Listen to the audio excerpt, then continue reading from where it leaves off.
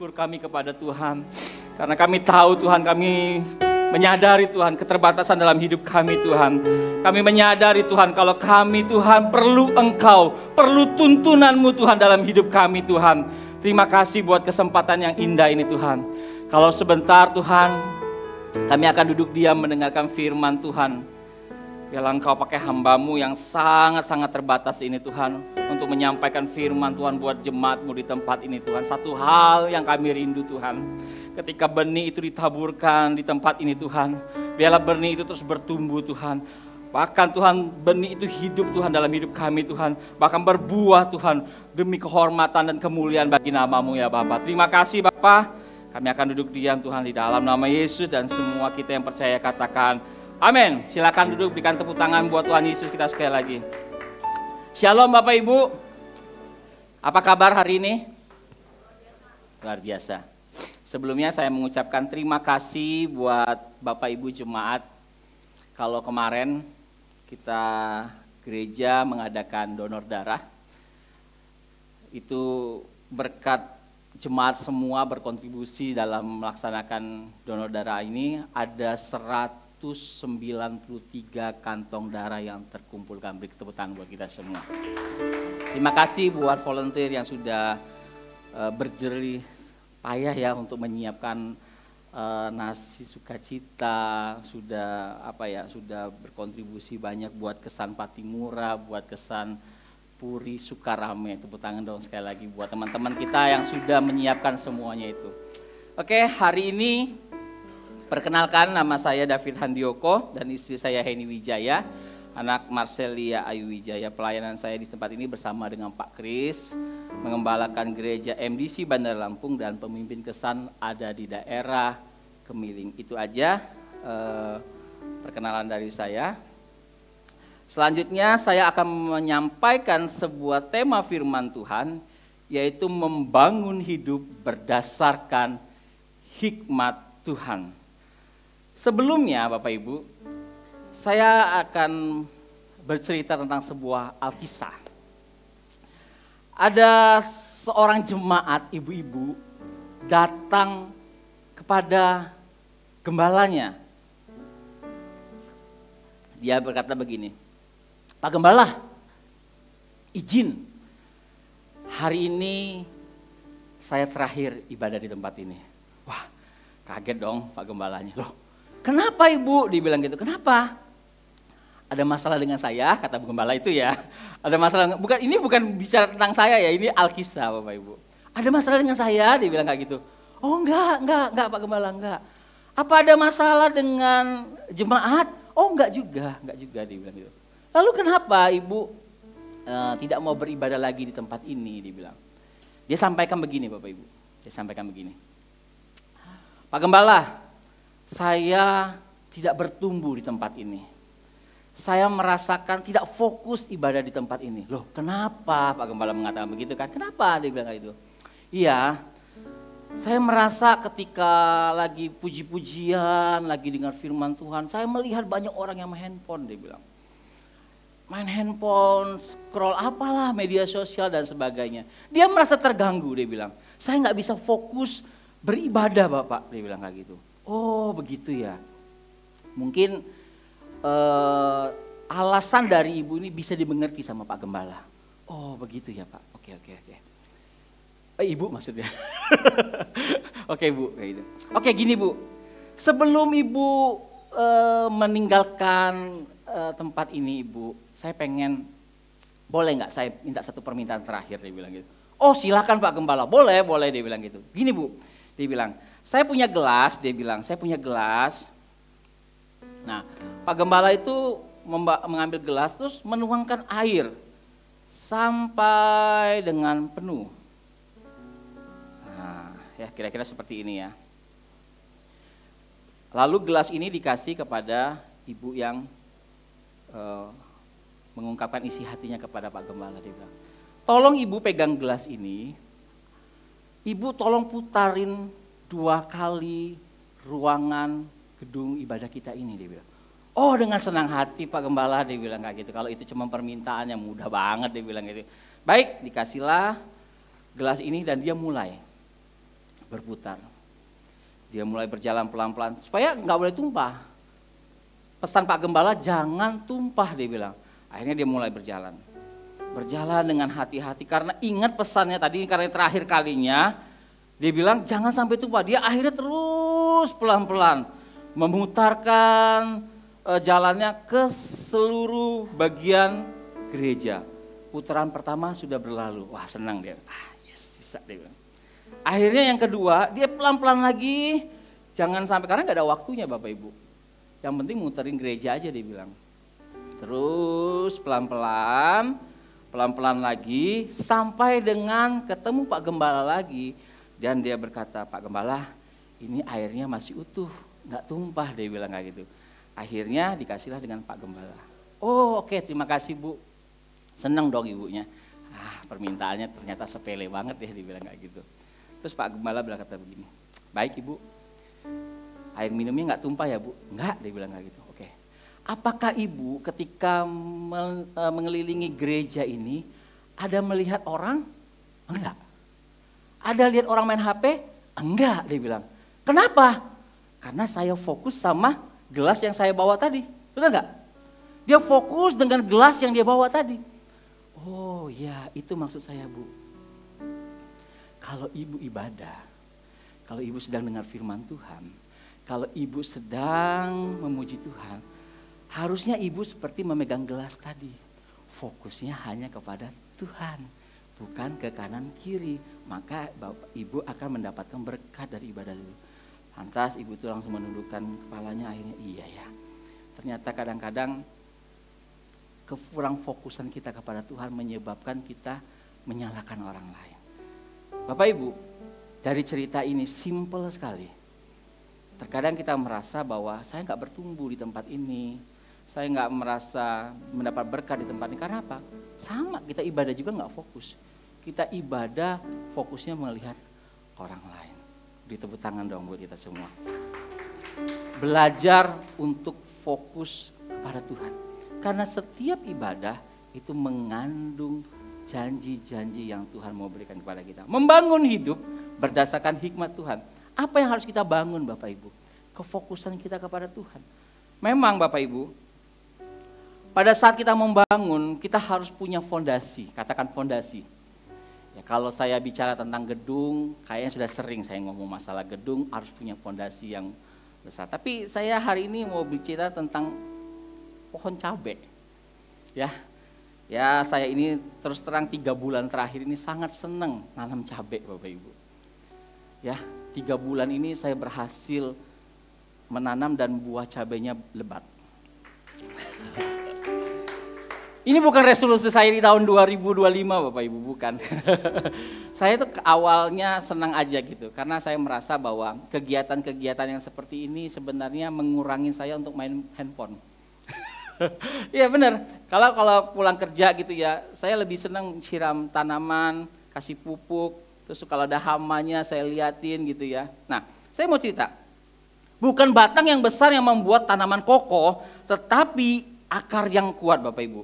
Kadang-kadang kita melihat kalau bangunan itu, kalau pohon itu ya, ada 2 sisi, tumbuh ke atas dan tumbuh ke bawah, betul nggak? Pada dasarnya kita melihatnya tumbuhnya yang mana? Ke atas yang kalian lihat, betul nggak? Senang ya, tanamannya sudah tumbuh, sudah bercabang, sudah berbunga, bahkan sudah berbuah Bapak Ibu. Tapi selama 3 bulan saya amatin ini, saya belajar sesuatu hal yang penting dalam hidup ini. Yaitu satu fondasi, yaitu tentang akar. Mau sebesar besar apapun batang itu, kalau akarnya nggak kuat, lama-kelamaan bisa menjadi busuk Bapak Ibu. Nah, saya mulai belajar, tentunya belajar juga melalui media sosial, melalui YouTube, saya belajar bagaimana sih menanam cabai yang baik supaya bisa menghasilkan buah yang banyak. Nah, ada fase-fasenya Bapak Ibu.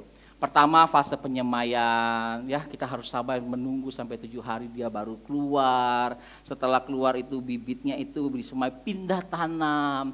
Setelah pindah tanam itu ada namanya fase vegetatif Bapak Ibu. Jadi nggak langsung tiba-tiba, ayo berbuah, nggak begitu. Harus sabar dengan ketekunan. Dengan cara kita fase vegetatif itu ada perlakuan yang khusus buat si pohon cabai, batang cabai ini tadi Bapak Ibu. Apa yang harus kita lakukan? Kita memberikan namanya apa? Pupuk. Pupuk untuk membesarkan akar. Jadi masa-masa vegetatif ini kita memberikan pupuk supaya akarnya banyak, supaya dia bisa menyerap sari makanan yang banyak, supaya untuk batangnya menjadi besar. Nah, setelah kita memberikan pupuk seminggu sekali atau 10 hari sekali, dia mulai berakar. Mulai menunjukkan batang yang kuat, bahkan mulai mempunyai ranting. Tiba saatnya kalau kita melihat ternyata ada bunganya, ada bakal untuk buahnya. Kita masuk ke masa yang namanya generatif. Pupuknya pun berbeda Bapak Ibu. Ya Bapak Ibu kok serius banget sih dengerin saya. Jangan-jangan mau nanam cabai semua nih habis ini ya. Masa generatif pupuknya berbeda. Pupuk yang membuat merangsang supaya tanaman cabai ini berbuah lebat dan buahnya besar Bapak Ibu. Nah, masa itu kita memberikan pupuk sama, akar juga yang menyerapnya. Jadi fondasi yang kuat dari batang cabai ini atau pohon cabai ini adalah dari akarnya. Kalau akarnya nggak sehat, kalau akarnya nggak besar, itu tidak akan menunjukkan pertumbuhan yang luar biasa ke tanaman cabai tadi. Nah, dari hal ini penting nggak Bapak Ibu kita mempunyai fondasi atau akar yang kuat untuk pohon cabai ini? Setuju ya? Penting ya. Nah, bagaimana Bapak Ibu dengan fondasi dari kehidupan kita? Bagaimana dengan fondasi dalam kehidupan kita? Matius 7 ayat 24 sampai 27 dikatakan gini, ayat 24. Setiap orang yang mendengar perkataanku ini dan melakukannya, ia sama dengan orang yang, katakan bijaksana, yang mendirikan rumahnya di atas batu. Ayat 25. Kemudian turunlah hujan dan datanglah banjir Bapak Ibu. Lalu angin melanda rumah itu, tetapi rumah itu tidak rubuh sebab didirikan di atas batu. Dari sini kita melihat di ayat 2 ayat ini, dikatakan orang yang bijaksana mendirikan rumahnya di atas batu. Selanjutnya ayat 26 dikatakan gini, tetapi setiap orang yang mendengar perkataanku ini dan tidak melakukannya, ia sama dengan orang bodoh, katakan bodoh, yang mendirikan rumahnya di atas pasir. Ayat 27. Kemudian turunlah hujan dan datanglah banjir. Lalu angin melanda rumah itu sehingga rubuhlah rumah itu dan hebatlah kerusakannya Bapak Ibu. Kita melihat ada dua perbedaan Bapak Ibu. Dari sini kita akan menganalisa dari ayat ini. Sikap terhadap tuntunan Tuhan itu adalah orang sama-sama mendengarkan. Setuju enggak? Ya kan? Di ayat sebelumnya apa? Tuhan berkata orang bijak begini, orang bodoh seperti ini. Ada dua hal yang kita bisa lihat. Orang sama-sama mendengar tapi actionnya berbeda Bapak Ibu. Yang pertama, orang mendengar dan menaatinya, melakukannya. Tapi yang kedua, orang mendengar namun tidak menaatinya Bapak Ibu. Dari sini memang semua orang punya pilihan untuk menentukan sikapnya. Setuju enggak? Semua orang punya sikap untuk menentukan pilihannya. Saya mau mendengar tapi saya mengabaikannya. Tapi ada orang yang mau mendengarkannya terus melakukannya. Kalau dari ayat yang kita baca tadi, hasilnya pun berbeda Bapak Ibu. Hasilnya sangat-sangat berbeda. Untuk itu Bapak Ibu, kita perlu yang namanya tuntunan Tuhan. Katakan tuntunan Tuhan. Ada 3 poin yang saya mau sampaikan di pagi hari ini tentang menaati tuntunan Tuhan sangat diperlukan. Yang pertama, semua orang perlu membangun kehidupannya dengan benar. Katakan dengan benar. Ternyata Bapak Ibu, dalam kita mengiring Tuhan, ada orang yang berjalan menuntun Tuhan, mengikuti Tuhan dengan benar, ada yang tidak. Sama Tuhan yang kita sembah. Sama Tuhan yang kita sembah. Kok bisa Pak? Masa orang menyembah Tuhan bisa sesat? Bisa saja. Contohnya begini. Ada orang yang memperlakukan Tuhan itu seperti mesin ATM. Pernah dengar? Pernah datang ke ATM? ATM yang tarik tunai, bukan store. Ya, kalau store tuh masukin uang. Jadi ATM sekarang ada dua kan, bisa store, bisa tarik, betul nggak? Orang datang ke ATM, tek tek tek tek tek tek tek tek tek, dia mengambil berapa yang nominal yang dia inginkan, betul nggak? Keluar nggak sesuai dengan yang dia inginkan? Keluar. Kadang-kadang orang itu, orang Kristen, kebanyakan memperlakukan Tuhan itu seperti ATM. Dia datang sama Tuhan, dia masukkan PIN-nya, dia masukkan kartunya, dia minta apa yang menjadi keinginan dia. Orang yang seperti ini sama-sama menyembah Tuhan, sama-sama datang di ibadah, sama-sama berdoa, tapi perlakuan kepada Tuhan itu berbeda. Orang yang seperti ini lambat laun akan menjadi sesat. Karena ketika dia masukkan password, ketika dia masukkan kartunya, dia minta apa yang dia inginkan, ternyata tidak keluar, dia bisa jadi kecewa, betul? Berapa banyak orang Kristen jadi kecewa karena memperlakukan Tuhan seperti ATM. Yang setuju katakan amin. Banyak orang Kristen yang datang kepada Tuhan hanya meminta apa yang dia inginkan. Apa yang dia inginkan, Bapak Ibu. Mari kita sama-sama melihat ayat ke-24 sampai 26. Dikatakan gini, yang warna kuningnya ya. Ia sama dengan orang yang bijaksana yang mendirikan rumah di atas batu. Jadi orang yang benar, ia lagi mendirikan fondasi yang benar di atas batu. Tetapi orang yang bodoh dikatakan ia mendirikan rumahnya di atas pasir, Bapak Ibu. Hari-hari ini kita melihat satu persatu. Kalau kita melihat di media sosial, banyak tokoh-tokoh masyarakat atau orang-orang terkenal saat ini meninggalkan Tuhan. Betul apa betul Bapak Ibu? Banyak orang yang meninggalkan Tuhan. Saya nggak tahu apa yang menjadi alasan mereka untuk meninggalkan Tuhan. Tapi saya coba mengintrospeksi diri saya. Kenapa ya? Ada banyak orang yang ya itu pilihan mereka sih, itu pilihan mereka.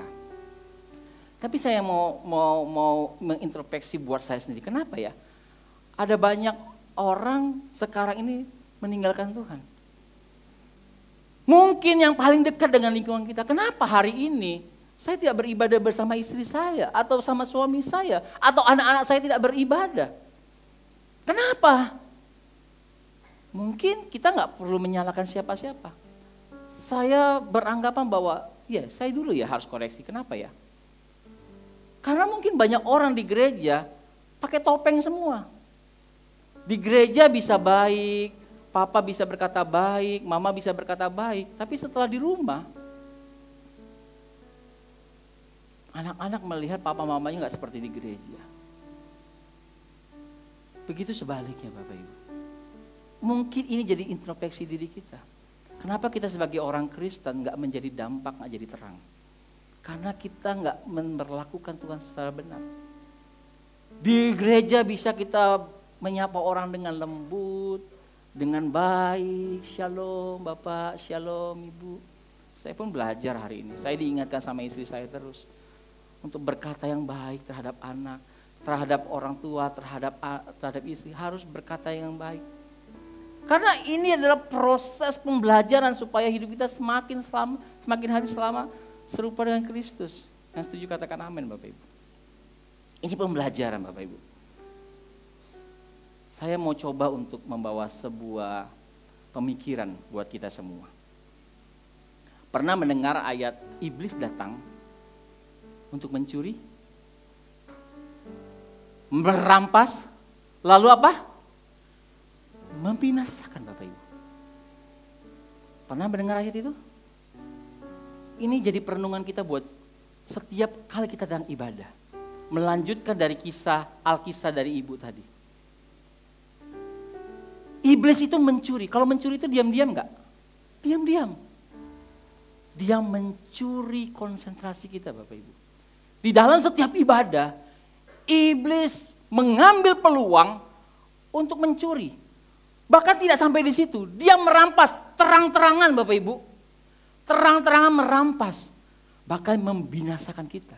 Apa yang dia curi dari kita? Apa yang dia curi? Benih firman Tuhan. Makanya tadi saya sampaikan tentang benih. Ketika kita datang ke ibadah, ketika kita dengar firman Tuhan, kalau kita nggak fokus, atau kita dalam kondisi yang capek, sehingga membuat fokus kita tuh sangat-sangat kacau, kita sadar nggak? Kalau benih yang sedang ditaburkan, itu nggak bisa ada di tanah yang subur. Pertanyaannya, kenapa iblis nggak ngambil kesehatan kita? Kenapa iblis nggak ngambil kekayaan kita? Kenapa iblis nggak ngambil apa-apa dari kita? Yang diambil dia benih. Karena iblis tahu Bapak Ibu. Sekali lagi saya katakan, iblis sangat tahu kalau benih firman Tuhan ini tidak bertumbuh sama orang percaya sama Tuhan, maka hidup orang Kristen itu nggak ada apa-apanya Bapak Ibu. Amin. Kalau benih itu diambil dari kita, orang Kristen itu nggak akan pernah bertumbuh karena nggak ada benih dalam hidupnya. Makanya iblis nggak akan ngaruh kalau Bapak Ibu setia datang ibadah, nggak ngaruh. Iblis mah santai aja kalau lu datang ke gereja, setia, berdoa, baca firman Tuhan. Tapi iblis sangat tahu Bapak Ibu, betapa pentingnya benih firman itu tertanam dalam hidup kita. Karena itu ada fondasi yang kuat buat kita bertumbuh Bapak Ibu. Saya percaya Bapak Ibu, 1 tahun ke depan, Bapak Ibu hitung mulai dari bulan April ini. Kalau Bapak Ibu datang ibadah dengan cara yang benar, membangun fondasi yang benar tentang beribadah kepada Tuhan, 1 tahun ke depan, kehidupan Bapak Ibu akan berubah. Berikan tepuk tangan buat Tuhan kita. Pasti akan berubah, karena dasarnya sudah dibangun dengan benar Bapak Ibu. Tapi kalau Bapak Ibu datang hanya kayak asumsi, hanya hadir dalam ibadah, 1 tahun ke depan, ya gini-gini aja kehidupan kita. Yang Tuhan mau ubah dalam kehidupan orang percaya, itu bukan masalah diberkati, bukan masalah sembuh dari penyakit, bukan itu Bapak Ibu. Yang Tuhan mau adalah karakter kita berubah, katakan berubah. Melalui benih firman Tuhan inilah yang Tuhan mau supaya karakter kita tuh berubah Bapak Ibu. Bukannya kita datang dengar firman Tuhan, pulang, nanti di mobil, tadi dapat apa ya firman Tuhannya? Aduh gak ngerti, aku cuma dapat yang benih cabenya aja tadi. Gak ngerti yang lainnya. Pada saat dikesan, ayo Bapak Ibu, 3 hari yang lalu dengar firman Tuhan, gimana? Ibu dulu deh, ya Bapak dulu deh. Ya karena benihnya tuh gak tertanam Bapak Ibu. Tidak tertanam. Alhasil apa? Bukan masalah bilang, ya Pak wajar Pak 3 hari udah lupa. Oh ya oke gitu loh. Tapi ketika benih itu kita nggak bisa harus dihafal, enggak. Tapi ada sesuatu yang nyantol di dalam hidup kita dan dia terus bertumbuh. Oh iya ya, saya orang Kristen tuh harus punya fondasi. Nah makanya dikatakan menaati tuntunan Tuhan sangat diperlukan sebab semua orang perlu membangun kehidupannya dengan benar. Berikan tepuk tangan buat Tuhan kita. Haleluya. Yang kedua Bapak Ibu, mentaati tuntunan Tuhan sangat diperlukan sebab semua orang akan mengalami ujian. Katakan ujian. Ya jangan beranggapan nanti kita, waduh ujian lagi nih. Enggak, bukan ujian DK lagi yang udah ikut DK sudah selesai. Ini bicara tentang ujian. Kemudian ayat 25, kemudian turunlah hujan dan datanglah banjir. Lalu angin melanda rumah itu. Ayat 27 dikatakan, kemudian turunlah hujan dan datanglah banjir. Lalu angin melanda rumah itu. Semua itu ada ujiannya Bapak Ibu. Fondasi itu harus ada ujiannya. Katakan ujian. Alkisah Bapak Ibu, ada angin barat dan angin timur bertemu, ya ngobrol mereka. Saya yang lebih kuat nih. Si angin timur nggak mau kalah. Enak aja, saya dong lebih kuat dia bilang. Ayo kita buktikan siapa yang lebih hebat. Oke, Gimana caranya? Itu ada monyet tuh di sana. Jangan di sana. Nanti saya ngomong ke situ nanti Bapak Ibu tersinggung. Di sana ada monyet, ya di atas pohon maksudnya. Di atas pohon ada monyet. Siapa yang bisa jatuhkan monyet itu, dia yang terhebat. Oh siap. Angin barat membuat ancang-ancang, dia bilang. Dengan segala kekuatannya, dia menghembuskan angin ke monyet itu. Monyet merasa ada badai, ada angin yang kencang, dia pegangan kuat-kuat di pohon. Semakin monyetnya kuat, semakin keras juga dia menghembuskan si angin barat. Sehingga apa? Monyet terus berpegangan secara kuat. Akhirnya si angin barat ngos-ngosan Bapak Ibu. Capek gua, monyetnya nggak jatuh, dia bilang. Wah, si angin timur ketawa. Segitu aja, mulai nih angin timur. Angin timur dengan cara yang berbeda. Dia menghembuskan dengan santai, bahkan dengan spoi-spoi. Sementara monyet yang udah kecapean tadi, dapat angin spoi-spoi, dia bilang, aduh enak. Dilihatnya si monyet tadi sudah mulai kedap-kedip matanya, semakin lembut. Si angin timur meniupkan. Bapak Ibu ikut menikmati kayaknya. Jangan sampai ngantuk Bapak Ibu. Lalu si monyet saking nikmatnya dengan tiupan angin. Dia jatuh. Akhirnya yang menang si angin timur.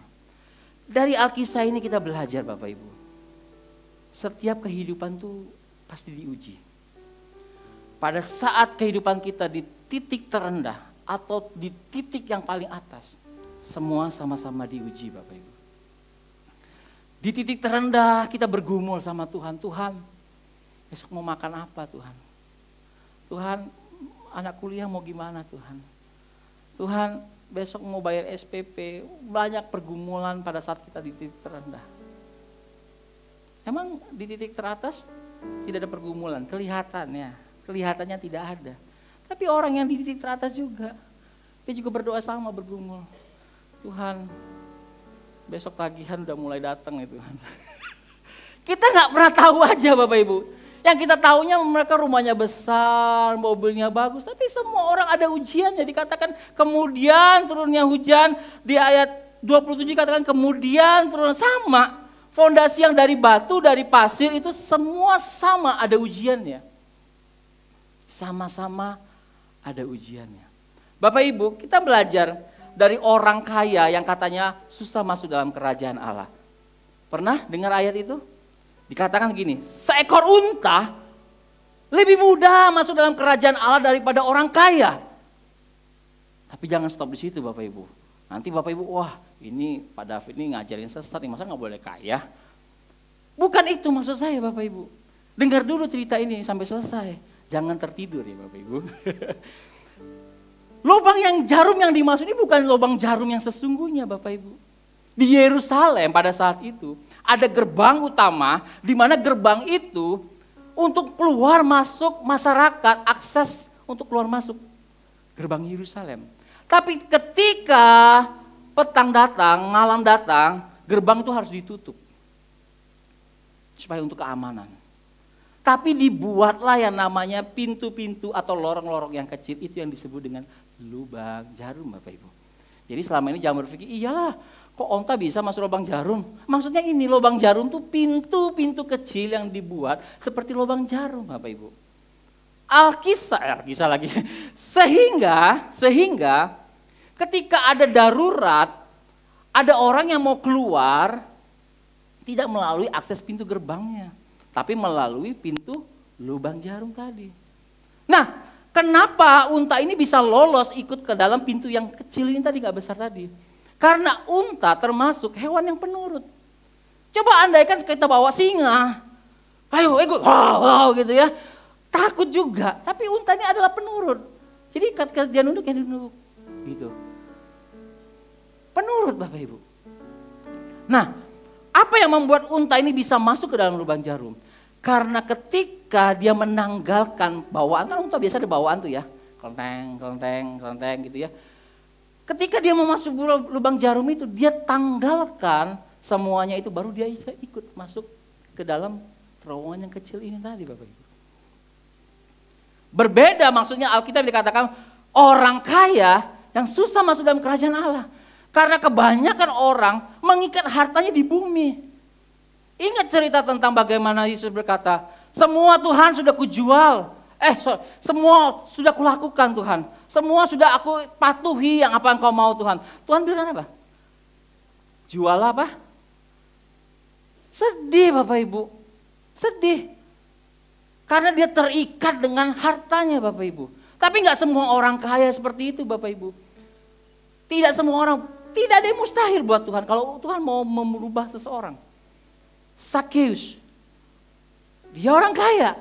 Tapi ketika dia berjumpa dengan Tuhan, dan hidupnya berubah, dia kembalikan apa yang dia ambil selama ini. Betul nggak? Akhirnya bisa juga. Dalam hal ini Bapak Ibu, semua itu ada ujiannya. Mau kita di titik yang terendah, mau kita di titik yang teratas, semua kita dapat ujian. Berikan tepuk tangan buat Tuhan kita. Ayo Bapak Ibu, kita lagi membangun fondasi yang benar dalam kehidupan kita berjemaat kepada Tuhan. Yang ketiga, menanti tuntunan Tuhan sangat diperlukan sebab semua orang harus memilih fondasi kehidupannya. Hidup adalah pilihan Bapak Ibu. Hidup adalah pilihan. Kita suruh memilih Bapak Ibu hari-hari ini. Semua orang harus memilih fondasi kehidupannya Bapak Ibu. Di dalam Matius 11 ayat 29 dikatakan ini, pikul lakuk yang kupasang dan belajarlah kepadaku karena aku lemah lembut dan rendah hati dan jiwamu akan mendapatkan ketenangan. Bapak Ibu, tuntunan Tuhan itu seperti apa? Tuntunan Tuhan itu ada dua hal yang kita bisa lihat. Ini salah satu yang pertama, dari kita baca firman Tuhan atau kita mendengar firman Tuhan, itu tuntunan Tuhan. Firman yang kita baca setiap hari itu adalah tuntunan Tuhan. Yang kedua, bisa saja dari Roh Kudus. Ketika kita berdoa, Roh Kudus berbicara kepada kita untuk menuntun kita Bapak Ibu. Tapi yang kita mau teladani hari ini Bapak Ibu. Hari ini kita melihat ada roti dan air anggur di depan ini. Sebentar lagi kita akan merayakan Paskah. Yesus mati di kayu salib. Itu karena dosa kita Bapak Ibu. Yesus mati di kayu salib karena dosa kita. Yesus hadir di dunia ini bukan karena dia nggak ada kerjaan. Bukan dia lagi gabut di surga. Bukan dia lagi, gue ngapain ya di surga? Gue pengen deh main sama manusia di bumi. Bukan. Ada tujuannya. Dia datang ke dunia untuk mengasihi kita sebagai orang berdosa. Dan satu hal yang saya mau katakan. Yesus mengasihi kita bukan pada saat kita lagi bertobat. Atau bukan pada saat kita lagi mengasihi Tuhan. Bukan.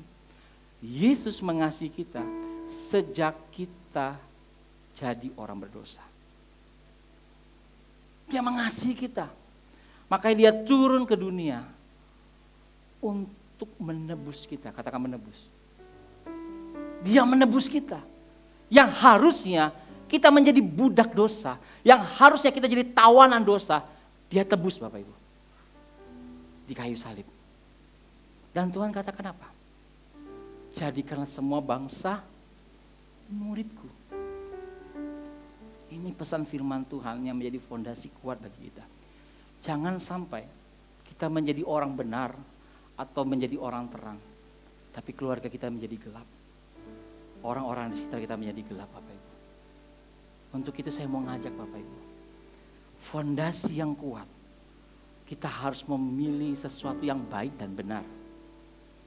Dengan cara apa? Dengan cara menaati firman Tuhan yang kita baca atau kita dengar kapanpun. Salah satunya adalah kenapa Tuhan gak mau yang menuntut yang terlalu banyak dalam hidup kita. Tapi Tuhan mau supaya tuntunan itu menjadi kesadaran buat kita. Bahwa kita diselamatkan bukan untuk kita sendiri. Tapi Tuhan katakan jadikanlah semua bangsa apa? Muridku. Bapak Ibu, dua minggu lagi kita akan menjalankan yang namanya Alpha.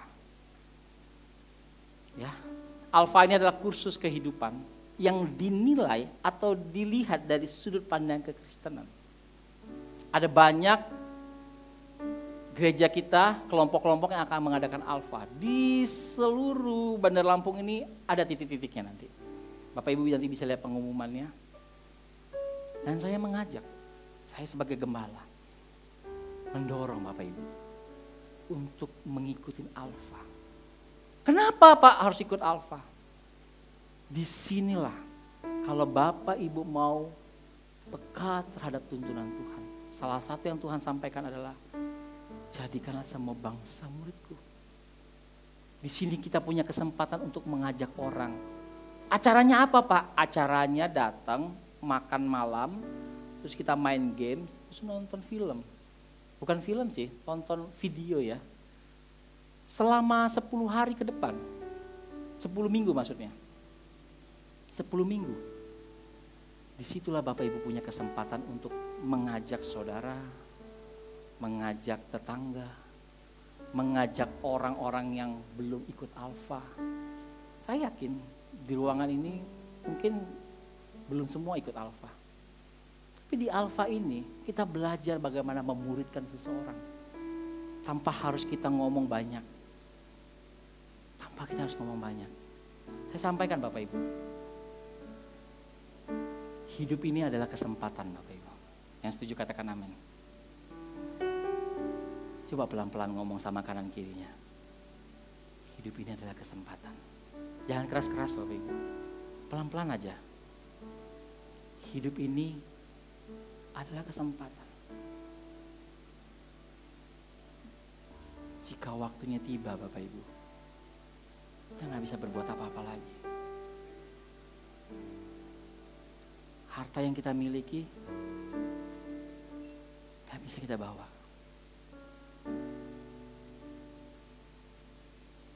Apa yang kita miliki di dunia ini sedikit pun gak kita bisa bawa. Suatu hari kita ketemu Yesus nanti. Dia gak akan tanya semua itu Bapak Ibu. Ketika kita datang sama Tuhan nanti. Yang Tuhan banggakan adalah ketika kita masih di dunia ini. Kita menjadi partnernya Tuhan. Menjadi kepanjangan tangan Tuhan. Buat orang-orang yang belum mengenal Tuhan Bapak Ibu. Gunakan kesempatan ini Bapak Ibu. Jangan sia-siakan. Pak, nanti pasti tahun-tahun depan buat lagi Alfa ya. Tapi saya tidak bisa pastikan. Kapan kesempatan itu berakhir dalam hidup kita. Selagi ada waktu. Ambil kesempatan ini Bapak Ibu. Gimana caranya Pak? Temui pemimpin kesan. Oh saya belum berkesan Pak. Nanti mungkin kita buat counter di bawah. Khusus buat Booth Alfa. Dapatkan undangannya di sana. Undang semua orang yang kita kenal. Supaya apa? Kita bisa sama-sama menjadi duta kerajaan Allah. Itulah tuntunan Tuhan yang sangat diperlukan untuk membawa kita kepada apa? Kepada hal-hal yang positif dalam hidup kita Bapak Ibu. Yang setuju katakan amin. Baik Bapak Ibu. Di akhir khotbah saya Bapak Ibu. Saya mau mengingatkan kita semua, termasuk saya Bapak Ibu. Milikilah fondasi yang kuat dalam hidup kita. Supaya apa? Hari-hari ini dunia gak semakin baik. Hari-hari ini dunia gak semakin baik. Tapi semakin jahat. Banyak orang Kristen yang terombang-ambing karena dasarnya gak kuat. Menurut mereka Tuhan saya sama Tuhan mereka sama. Yang penting kita berbuat baik. Enggak Bapak Ibu. Keselamatan hanya dari Tuhan. Betul Bapak Ibu. Tidak ada di dunia ini. Tidak ada kita datang kepada kehidupan yang kekal kalau kita tidak berjumpa dengan Tuhan. Saya undang pemain musik semua maju ke depan, worship leader dan singer.